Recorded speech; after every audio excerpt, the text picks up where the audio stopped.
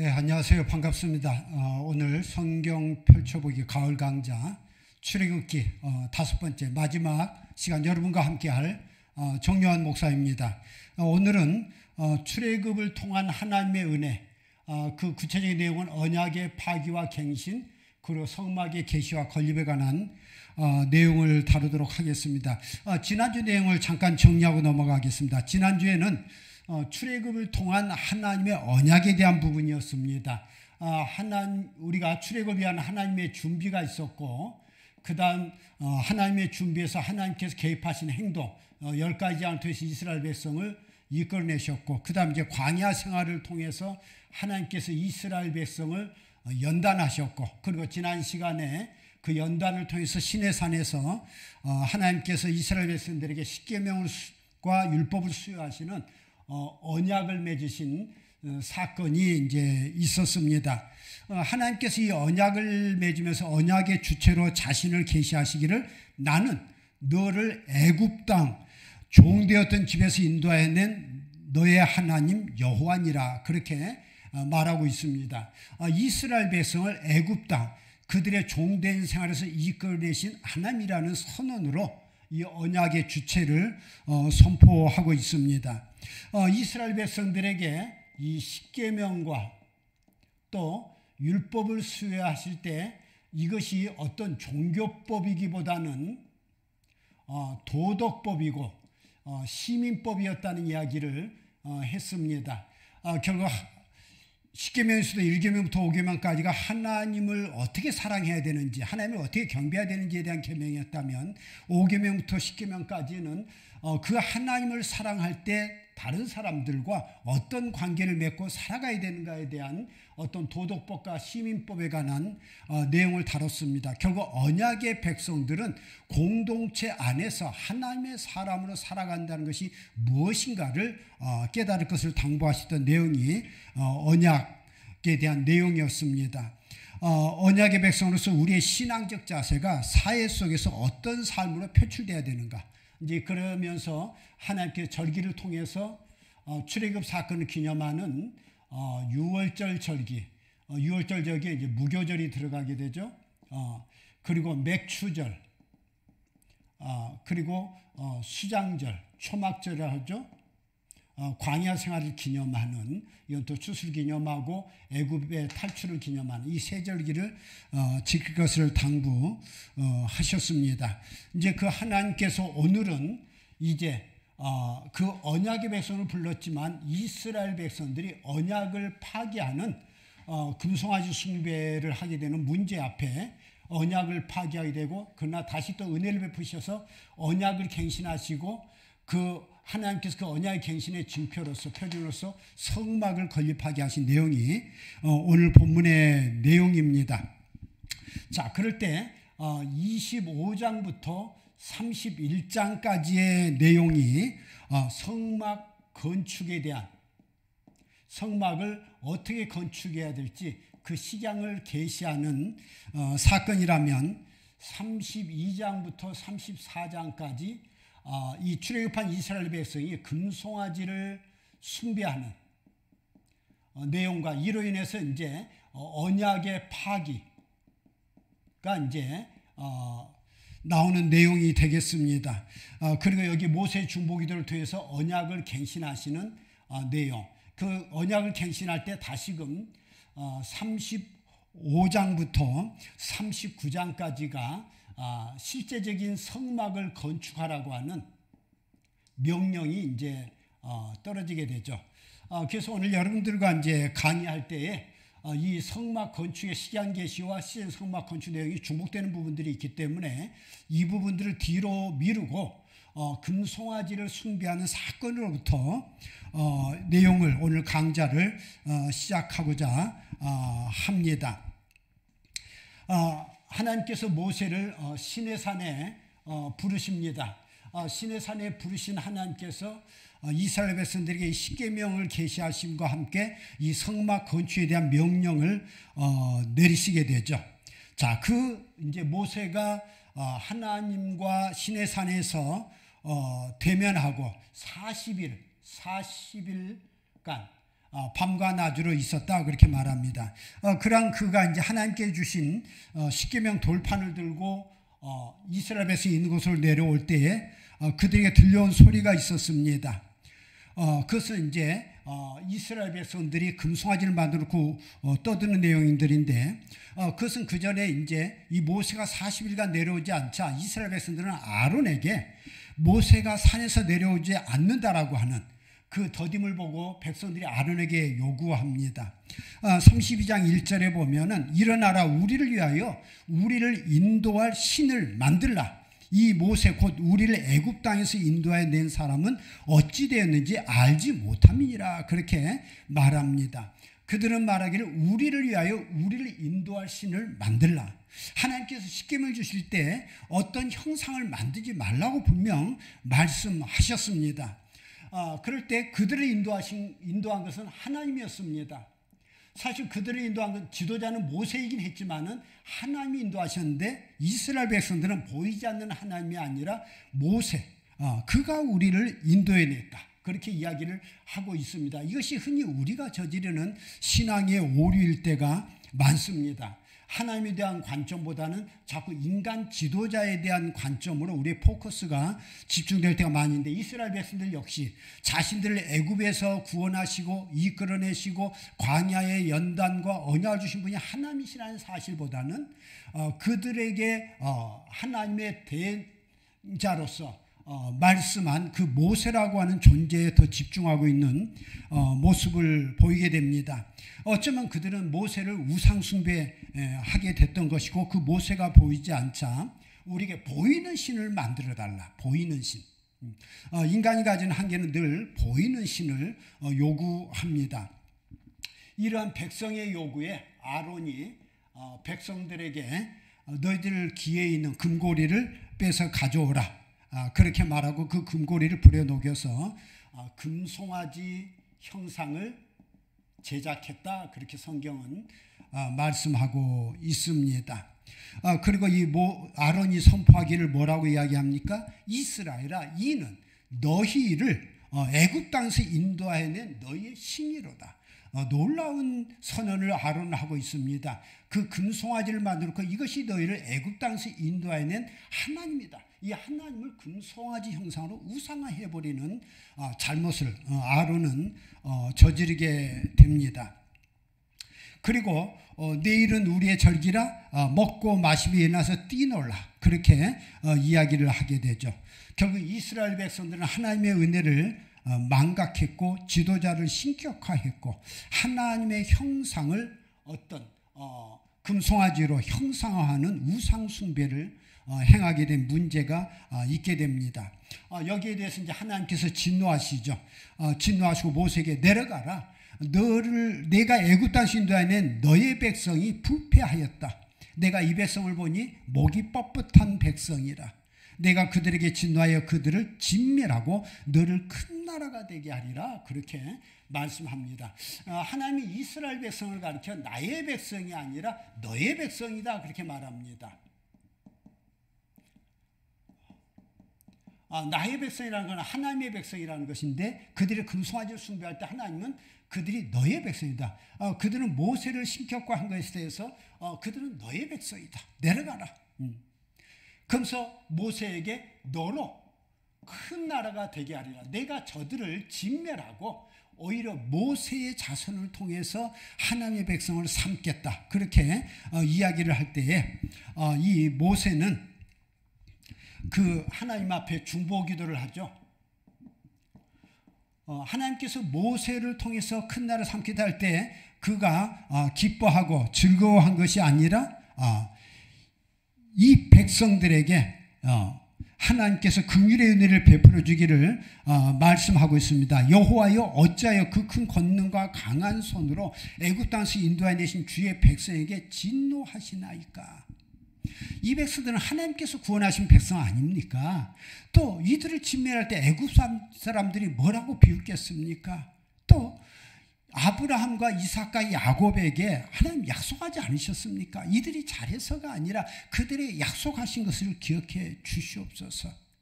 그래서 이들에게 은혜를 베풀어 주시기를 모세가 구할 때에 하나님께 뜻을 돌이키사 말씀하실 화를 거두게 됩니다. 그럴 때 이제 이 모세가 하나님의 중보기도를 드리고 그다음 이제 돌판을 들고 밑으로 내려오는데 이 금송아지를 숭배하면서 그들이 광란의 춤을 추는 것을 보고 이 모세가 분노해서 이 돌판을 던져서 깨뜨려 버립니다. 이 돌판을 던져 깨뜨린 것이 이 모세의 어떤 개인적 분노가 아니라 하나님의 분노에 대한 표현입니다. 그리고 하나님과의 언약이 파기됐음을 나타내는 행동입니다. 참으로 이러한 모세가 하나님께서 그들에게 분노하셨음을 나타내며 이 아론을 질책하게 되죠. 그럴 때 아론은 이제 변명합니다. 이 백성이 악함을 아시지 않습니까? 또 저들의 요구에 내가 금고리를 불에 던졌더니 이 송아지가 나왔습니다. 불에 던진 건 맞죠. 그걸 부어서 주물로 만들었으니까. 그러나 자신들이 만들었다고 한 것이 아니라 자연스럽게 나왔다. 아주 거짓말을 아주 밥 먹듯이 합니다. 하나님께서 그러한 백성들에 대한 분노에 대해서 오늘 모세는 이스라엘 위해서 거듭된 중보적 간구를 합니다. 32장 32절에 보면은 이제 그들의 죄를 사하시옵소서. 그렇지 않냐면 원하건대 주께서 기록하신 죄에서 내 이름을 지워버려 주시옵소서. 이 모세가 백성의 대표자로서 백성들의 죄악을 본인이 짊어지고 하나님 앞에 나아갑니다. 그렇습니다. 우리가 하나님 앞에 중보자로 산다라고 하는 것은 내가 잘되고 나 혼자만이 아니라 이 민족의 죄악을 나의 죄로, 그렇기 때문에 하나님께서 너로 큰 나라가 되게 하겠다라고 하는 것에 모세는 기뻐했던 것이 아니라 이 백성의 죄악은 나의 죄악이라고 하는 것. 그렇기 때문에 이 백성의 죄를 사해 주시옵소서. 그리고 오히려 하나님의 죄에서 내 이름을 지워달라. 자신의 책임을 하나님 앞에 고백하고 있습니다. 우리가 신앙인으로 산다라고 하는 것은 이 민족 공동체의 죄악을 나의 죄악으로 짊어지고 하나님 앞에 나아가는 중보자의 자세, 그것이 종교 지도자고 신앙의 지도자고 믿음을 가진 사람들의 중요한 자세입니다. 그럴 때 하나님께서 가서 내가 네게 말한 것을 이 백성을 인도하라. 그러나 내가 너희와 함께하지 않겠다. 그렇게 말씀합니다. 내가 약속한 대로 그들을 가나안 땅으로 인도하여 적과 꿀인 땅에 들어가게 하겠지만 나는 너희와 함께하지 않겠다. 그렇게 선언합니다. 여기에 이제 모세가 다시 중보기도를 하게 되죠. 주님께서 올라가지 아니하시면 저희가 무슨 의미가 있습니까? 그가 신명기 9장 25절을 보면 40일 밤낮을 하나님께 기도했다. 그렇게 말하고 있습니다. 하나님은 이스라엘 백성들에게 신의 산을 떠날 것을 명령하고 있고 그러나 그들과 함께하지 않을 것을 이야기합니다. 동행을 거부하는 하나님의 모습이죠. 자, 이러한 상황 앞에 모세가 장막을 그 회중들 앞에 지켜야 합니다. 회중들이 진치고 있는 그 앞에다 장막을 따로 세우게 하고 이름을 회막이라 했다. 그리고 여기에 들어가서 하나님과 대면하는 내용이 나오게 됩니다. 그 모세가 들어간 그 자리에 구름 기둥이 이 장막을 덮었고 많은 사람들이 그 장막문에서 그 상황을 보며 예배했다. 여호와를 앙무하는 자들이 이 모세가 장막에 들어가서 하나님과 만나는 그 상황 앞에 그들이 예배했다, 경배했다라고 말하고 있습니다. 결국 모세와 하나님의 대화가 이루어져야 되고 성경에는 사람이 자기 친구와 이야기함 같이 여호와께서 모세와 대면하여 말씀하셨다. 그 해막에서 모세는 하나님께 이스라엘 백성과 동행해 주실 것을 간구합니다. 함께 해달라. 동행을 요청하게 되죠. 주의 길과 영광을 보이소서. 주께서 친히 가지 아니하시거든 우리를 이곳에서 올려 보내지 마옵소서. 그럴 때 하나님께서 내가 친히 가리라. 너를 쉬게 하리라. 나는 은혜 베풀 자에게 은혜를 베풀고 긍휼히 여길 자에게 긍휼을 베푸느니라. 그렇게 말씀합니다. 이 모세가 이 장막 안에 들어서 하나님과 대면해서 이스라엘 백성과 동행할 때 하나님께서 그들과 함께할 것을 약속합니다. 결국 이 장막이 성막의 기초가 되어지는 거죠. 그래서 이 장막, 회막, 성막 다 같은 이름입니다. 이 장막이라고 하는 것은 천막으로 만든 것이라 당시 이스라엘 백성들이 이동교이기 때문에 장막에 거했죠. 그래서 이 장막이라고 하는 천막이라고 하는 것이고, 회막이라고 하는 것은 하나님과 만나는 장소, 모일 해자죠. 그런 의미에서 회막. 그리고 성막은 하나님을 경배한 하나님의 임재의 처소라는 뜻에서 성막. 다 같은 것이지만 그것이 이제 구별되어지는 그런 부분들입니다. 성막은 어떤 종교적인 부분이라면 회막은 정치적인 부분이 이야기되고 있는, 다 같은 이제 표현인데, 그렇게 아시고 여러분들이 구약 성경을 읽으시면은 되겠습니다. 자, 이러한 상황 앞에 하나님께서 다시 모세를 이제 위로 신의 산으로 부르시죠. 부르실 때 돌판 둘을 만들어 가지고 올라오라, 그렇게 이야기를 합니다. 모세가 하나님과의 언약의 징표인 십계명 돌판을 이스라엘 백성들의 금송아지 숭배를 보고 깨트려 버렸던 소리는 알지 않습니까? 결국 하나님께서 다시금 그 언약의 갱신의 상징으로 돌판을 줄 것을 이야기하고 올라옵니다. 이 돌판 두 개라 그럴 때 이 돌판 두 개에 하나님의 십계명이 나누어서 적은 것이 아니라 각기 한 돌판마다 완전한 십계명이 들어가는데, 오늘 우리가 이제 계약서를 쓰면은 두 통을 쓰지 않습니까? 하나는 갑, 하나는 을, 서로 당사자가 한 분씩 나눠 갖는 것처럼 돌판 두 개라고 하는 것은 하나는 하나님 편에, 하나는 이스라엘 백성 편에서 두 부를 작성하는 계약의 원칙인 겁니다. 그래서 각기 같은 내용이 돌판 두 개에 기록되어지는 것이라고 여러분들이 보시면은 되겠습니다.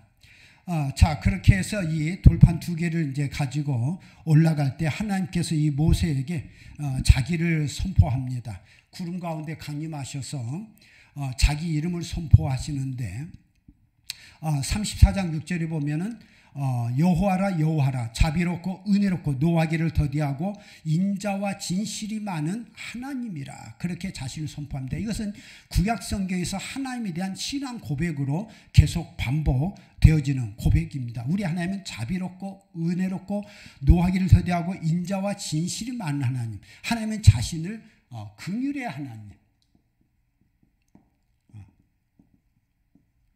또 하나님께서는 자신을 언약의 하나님, 그렇게 계시하고 있습니다. 사람들에게 불쌍히 여기시는 하나님으로 선포하게 됩니다.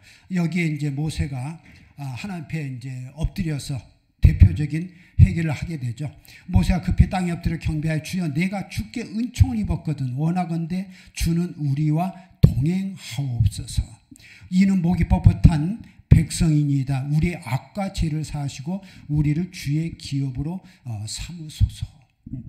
그럴 때 하나님께서 이 회개 기도를 통해서, 모세 중보 기도를 통해서 다시금 이스라엘 백성들에게 그들의 하나님이 되어서 그들과 동행할 것을 약속합니다. 이 언약을 갱신하시게 되죠. 자, 이 언약을 갱신하면서 하나님께서는 이스라엘 백성들을 다시금 그 십계명을 이제 재해석해 주시는데, 가나안 땅 점령을 약속하게 하셨다는 것이고, 들어가는 가나안 땅에서 저들의 신들과 언약을 세우지 말라고 하는 것이고, 다른 신에게 절하지 말 것이며 안식일을 지키고, 또 모든 남녀는 매년 3번 절기의 때 하나님 앞에 얼굴을 보이라고 하는 것을 말씀하고 있습니다. 결국 여기서 다시 십계명을 주고 계시지만 앞에서 준 것이 도덕법과 시민법이었다면은 여기는 이제 제의법, 또 의식법이라고도 하는데 어떤 종교적 책임을 강조하고 있습니다. 종교적 책임. 이런 언약의 이제 갱신을 통해서 하나님 앞에 서는 백성들인데 우리가 하나님 앞에 설 때 이 제의법과 도덕법이 대립하지 않습니다. 하나님을 사랑한다면 사람을 사랑해야 한다. 하나님을 사랑하는 것처럼 이웃을 사랑하는 것. 이 두 가지는 분리되지 않는 하나입니다. 결국 우리가 공동체로서 살아가는 것은 하나님을 섬기는 자의 당연한 자세. 이것이 나눠지는 것이 아니라 하나입니다. 우리 인간이라고 하는 것이 영혼과 몸이 분리되지 않는 하나인 것처럼 하나님을 섬기는 것과 사람을 사랑하는 것이 분리되지 않는다는 것을 오늘 여기 언약갱신에서 하나님께서 다시금 강조하고 있습니다. 이제 이러한 하나님의 용서, 언약갱신을 통해서 모세가 이제 산에서 내려오게 될 때에 이제 그 성막을 건축하라는 명령이 이제 하달됩니다. 이전에 모세가 시내산에 올라가기 전에 성막 건축 양식이 계시됐지만 이제는 그 성막을 건축하라는 명령이 이제 떨어지게 되는 거죠. 자, 그럴 때 그 앞에서 성막에 대한 여러 가지 이제 계시가 있었는데 어떤 내용이었습니까? 먼저 성막을 짓기 위해서는 물질이 필요합니다. 그래서 예물을 봉헌하게 하라. 먼저 예물의 봉헌을 하나님께서 강조합니다. 그럴 때 이 예물 봉헌의 중요한 정신을 기쁜 마음으로 내는 자가 내게 바치는 모든 것을 너희는 받을지니라. 결국 자발적 봉헌, 자발적 헌금, 이것을 주님께서 강조합니다. 하나님은 우리에게 강요하지 않는다라고 하는 거죠. 우리가 기쁜 마음으로 내는 것을 즐거워하신다. 그렇게 말씀하고 있고, 그때 이 성막을 왜 제작해야 하느냐라고 할 때 25장에는 내가 그들 중에 거할 성소를 그들이 나를 위하여 짓되 무릇 내가 내게 보이는 모양대로 장막을 짓고 기구들도 그 모양을 따라 지으라. 그렇게 말하고 있습니다. 내가 그들 가운데 거할 장소, 하나님의 현현 장소, 하나님께서 임재하시는 장소라는 거죠. 하나님의 임재 처소로서 성막을 지을 것을 말하고 있습니다.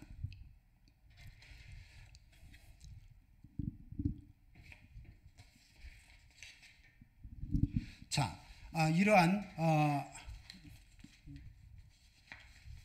상황 앞에 이 성막은 결국 하나님의 임재를 상징하고 계속적인 교제, 임재와 교제의 상징으로서 성막을 지을 것을 말씀하고 있습니다. 오늘날 우리가 이제 임마누엘이신 예수 그리스도의 표징이 이 성막의 모습입니다. 성막에는 하나님의 어떤 존재와 성품을 나타내고 있습니다.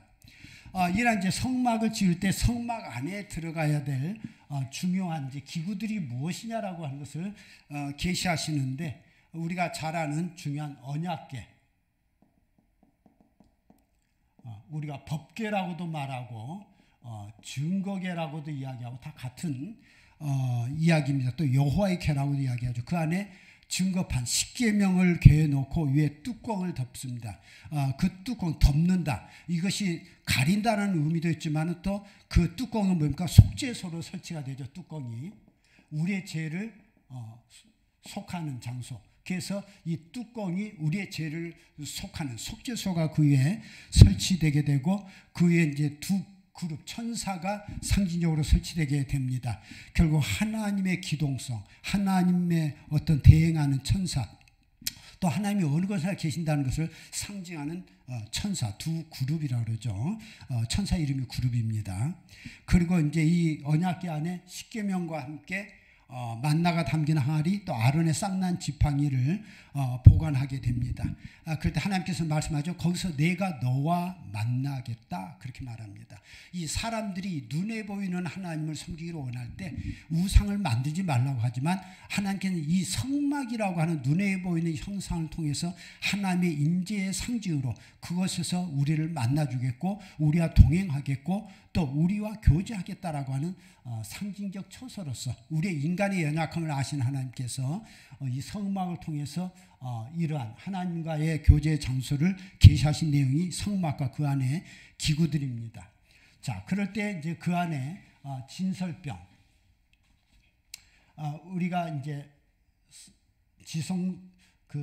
성소가 이렇게 될 때 그 안에 지성소가 있고 성소가 있고 마당이 있습니다. 여기 출입구가 있고 그럴 때 이 안에 언약궤를 넣을 것을 이야기하고 있고 그럴 때 이 안쪽에 진설병과 금촛대를 여기 이제 놓게 됩니다. 진설병은 12개의 누룩 없는 떡을 올리게 되는데 12지파를 상징하고 매 안식일마다 새 것으로 갈아서 올리게 되는데 우리에게 일용할 양식을 주신 하나님께 대한 감사 또 친교 우리의 영혼의 양식 말씀 주시에 대한 감사의 표현으로 하게 됩니다. 그리고 이쪽 여기가 이제 서쪽 여기가 동쪽 문이 동쪽에 나고 이쪽이 북쪽 이쪽이 남쪽입니다. 이 북쪽 편에는 이제 진설병사 이쪽 남쪽에는 금촛대를 놓게 되죠. 이 등잔대. 이 등잔대는 이제 살구꽃 형상으로 모양을 만들어 붙이게 되는데 이 살구꽃 형상은 자각과 각성을 나타낸다고 합니다. 그래서 불을 켤 때마다 우리가 늘 하나님 앞에 경성하고 깨어 있어야 된다는 것을 상징적으로 표현하는 것이다. 그렇게 말하고 있습니다. 그리고 이 앞에 지성소 희장이 들어가게 되고 이 지성소 안에는 1년에 한 번 대제사장만 들어갈 수 있습니다. 그리고 성소 안에는 제사장이 들어갈 수 있고 일반 백성은 들어가지 못합니다. 일반 백성은 여기 뜰에 이제 거하게 되는데 이제 여기에는 이제 놋제단이 있게 되고 여기는 이제 물두멍이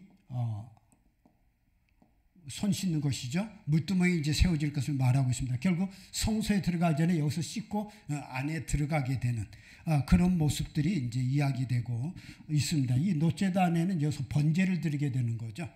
그런 모습들이죠. 그럴 때 이 성막들 이 전체에 대한 것이 이게 100규빗 이게 50규빗으로 이야기됩니다. 이 규빗이라고 하는 단위는 이 팔꿈치에서 여기 팔관절까지를 한 규빗으로 보게 됩니다. 이것이 이제 일반 규빗, 이렇게 보통 이제 45cm를 이야기하는데 이것이 일반 규빗이라면은 에스겔서 같은 데는 왕실 규빗이 나옵니다.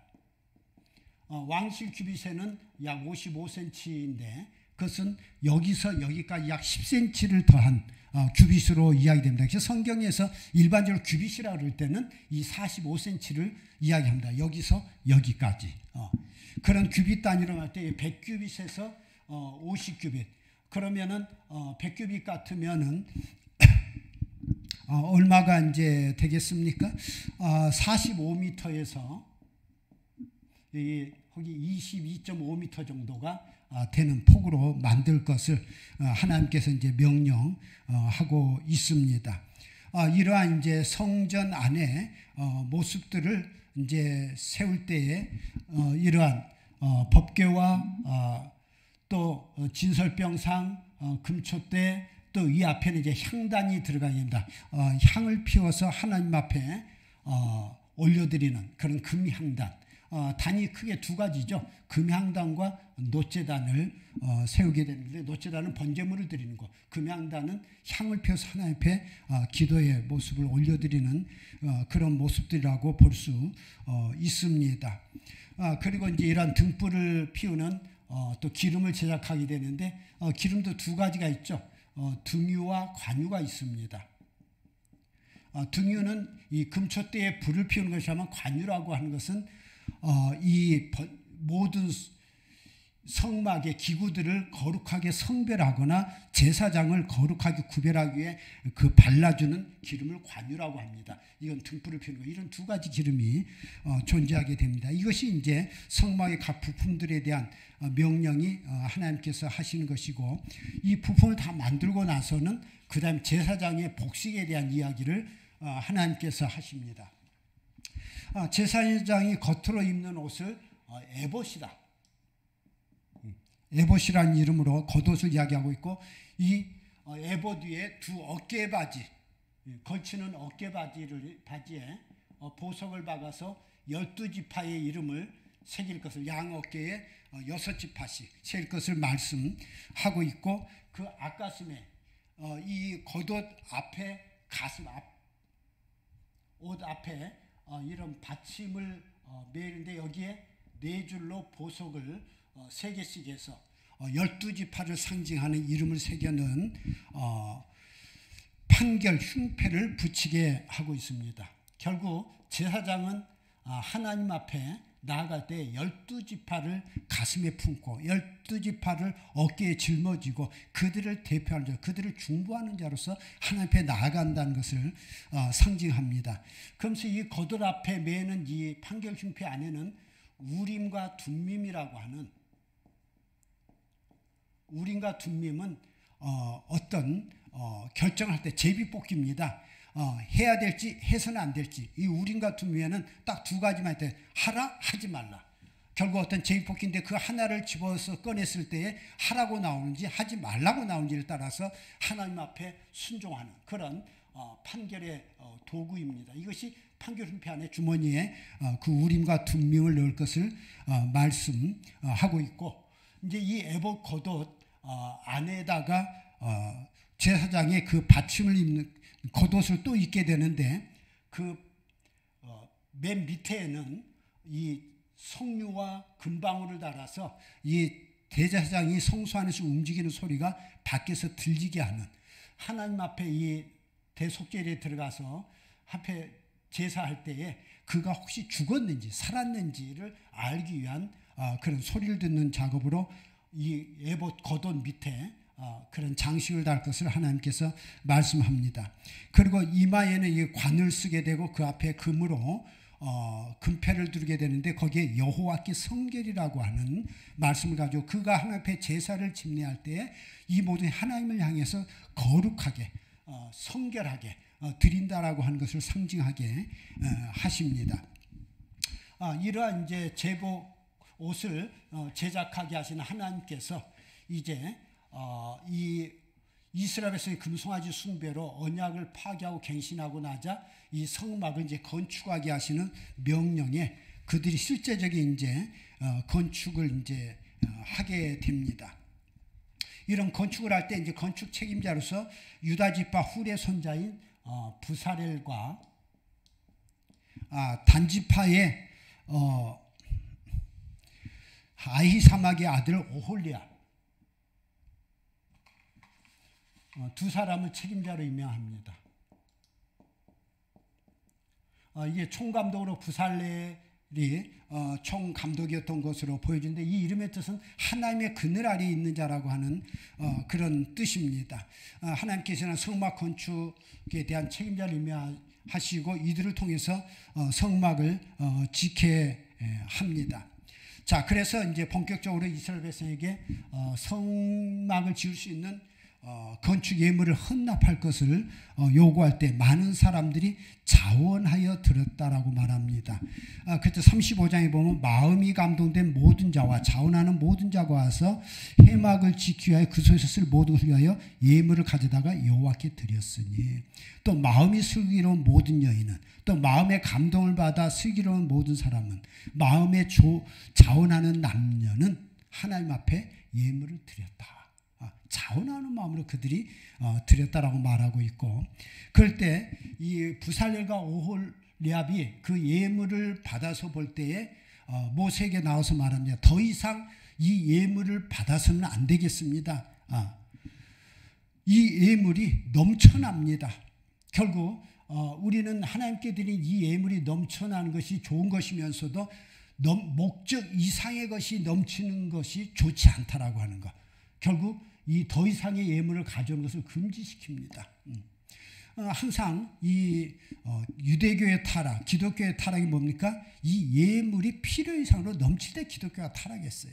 그래서 유대교가 종교개혁을 하면서 우리 유대교의 타락은 이 예물이 필요 이상으로 넘치는 것, 또 종교 지도자들이 정치 활동을 하는 데서 유대교가 타락했다는 점에서 유대교가 종교개혁을 하면서 필요한 물질 이상을 교회에 가져오지 못하도록끔 그들이 제도를 바꾸게 되고, 또 종교 지도자는 자기가 속한 교회 공동체 외에 다른 어디에도 단체에 속하지 못하도록 금지하는 법을 만들게 됩니다. 우리 기독교 역사도 어떻습니까? 교회 안에 물질이 넘칠 때 카톨릭 교회가, 중세 카톨릭 교회가 타락하게 되고, 그럴 때 그 대안으로 수도원이 생겼는데 그 수도원에 물질이 넘칠 때 그 수도원이 타락하게 되고, 이런 역사적인 우리가 모습을 보면서 물질은 필요한 겁니다. 자원하에 드리는 자세가 필요합니다. 그러나 그 물질을 지도자는 또한 제한할 줄 아는 게 필요한 거죠. 잘 쓰는 책임성이 필요합니다. 이것이 성막 건축에서 드러나고 있는 또 이 예물의 관리, 예물에 드리는 자세에 대한 부분들을 우리가 볼 필요가 있습니다. 이제 이 부사렐과 오홀리압은 하나님의 명령을 따라 성막을 건축하고 언약궤, 또 진설병을 두는 상, 등잔대, 분향할 제단과 향, 번제단, 논물두멍, 성막 울타리를 다 이제 작성하게 됩니다. 그럴 때 그 모든 것을 작성하자 그들이 이것을 39장에 보면 결산하게 됩니다.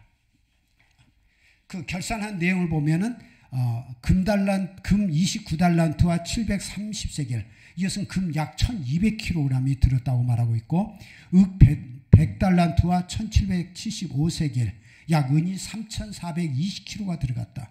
노 70달란트 2400세겔, 곧 노은 2407kg이 들어갔다. 그렇게 말하고 있고, 이어서 금과 은은 이스라엘 백성 중 20세 이상 성인이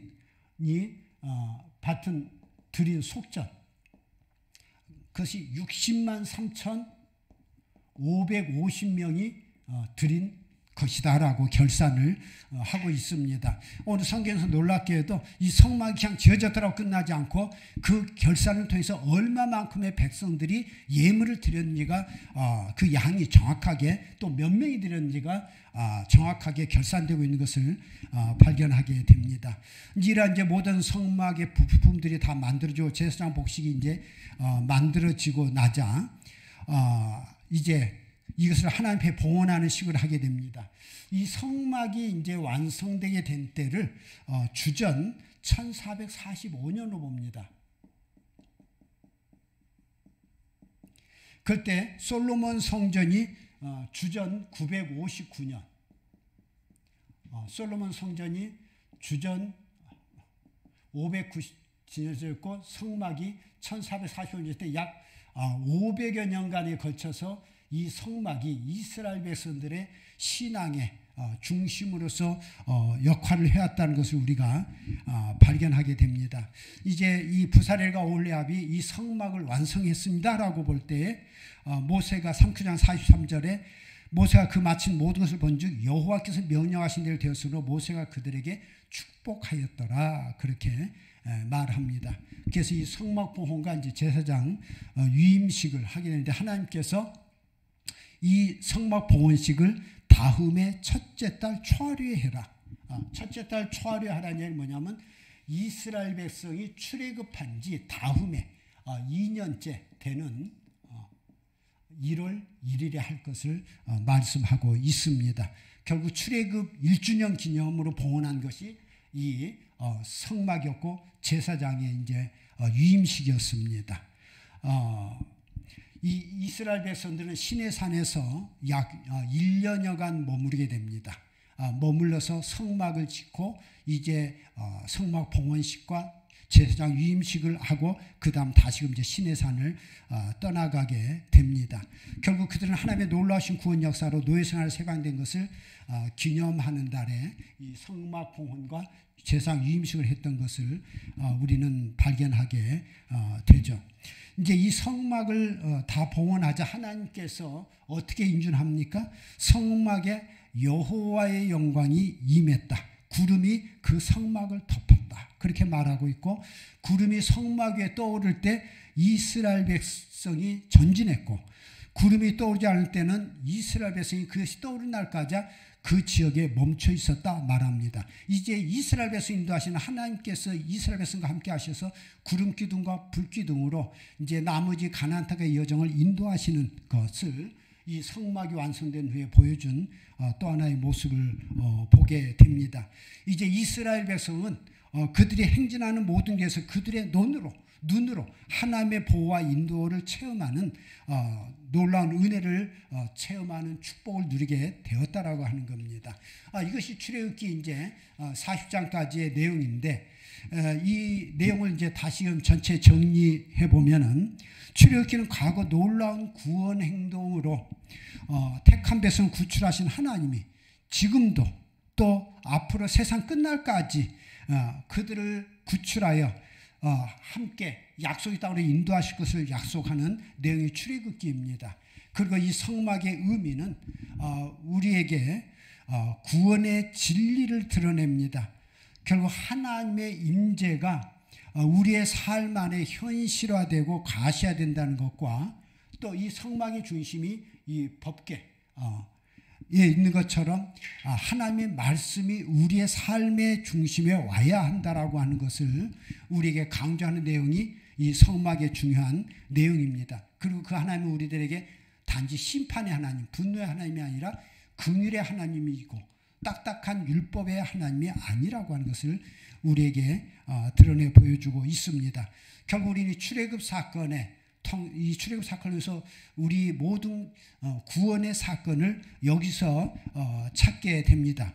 발견하게 되는데, 이 출애굽 사건은 예수님의 십자가 사건과 더불어서 우리 성경 역사 안에서 가장 중요한 구원의 의미를 담고 있습니다. 그렇습니다. 출애굽 사건은 하나님의 가장 위대한 자기 계시이며 가장 위대한 구원 행위입니다. 그 하나님은 시내 산에서 이스라엘 백성과 언약을 맺고, 시내 산에서 언약을 맺고 그들과 임재하실 것을 나타내 보여주신 것이 바로 오늘 우리가 본 이제 성막과 십계명이라고 하는 그 언약 속에 존재하게 됩니다. 오늘 주님께서 우리에게 교회 공동체를 주셨고, 또 우리에게 하나님의 말씀인 성경을 주셨습니다. 이것이 우리의 신앙의 가장 중심이 되는 그런 부분들입니다. 자, 그럴 때 우리가 이러한 하나님 앞에 이제 날마다 접근할 수 있는 방법이 이 성막을 통해서 우리가 하나님 앞에 나아갈 수 있는 그런 하나님을 만나는 길을 열어주셨고, 또 하나님과 동행하는 방식을 보여주었습니다. 이 성막은 이제 훗날 성전의 기초가 되어지는데, 이스라엘 백성이 옮겨갈 때 이 성막은 그 백성들의 중심에 존재했습니다. 결국 그들의 민족 공동체의 중심이 하나님이라고 하는 것이고, 그 하나님과 동행하고 함께 한다라고 하는 고백의 표현이 이 성막입니다. 결국에 시내산에서의 그들이 1년간 머무면서 하나님과 만났고 하나님을 받은 언약, 그것이 상징화된 것이 이 성막의 구조이고 또 성막의 내용입니다. 이제 이 출애굽 과정을 통해서 우리가 다시 생각하면서 오늘 우리를 만나주신 하나님, 우리를 구원하신 하나님, 그 하나님을 다시금 생각하며 우리 인생의 광야와 여정 가운데 주님과 동행하는 여러분들이 되었으면 좋겠습니다. 우리가 제1강에서 하나님께서 출애굽을 위한 하나님의 준비, 2강에서 출애굽을 위한 하나님의 행동을 우리가 보았다면, 3강에서 출애굽을 통한 하나님의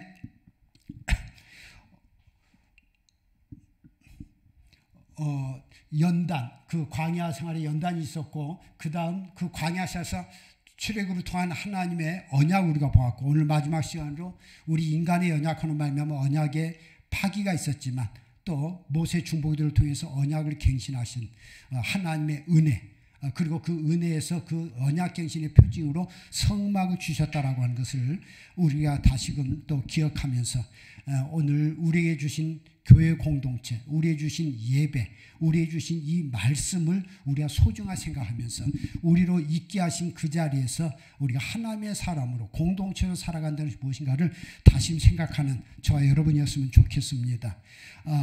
그렇습니다. 죄악에서 출애굽하게 하신 하나님의 구원 사건의 체험과 이로 인한 하나님과의 언약 관계와 언약의 파기로 인한 언약갱신의 구원의 은혜를 통해 우리 삶을 새롭게 할 신앙적 관점과 자세는 무엇이어야 될지를 다시 신앙적 과제로 우리가 삼고 우리가 출애굽기 전체 내용을 우리가 검토해 보실 때 주님의 구원의 은혜가 오늘도 동일하게 함께 임하시는 저 여러분이 되시기를 주님의 이름으로 축원합니다. 지금까지 함께 해주셔서 감사합니다.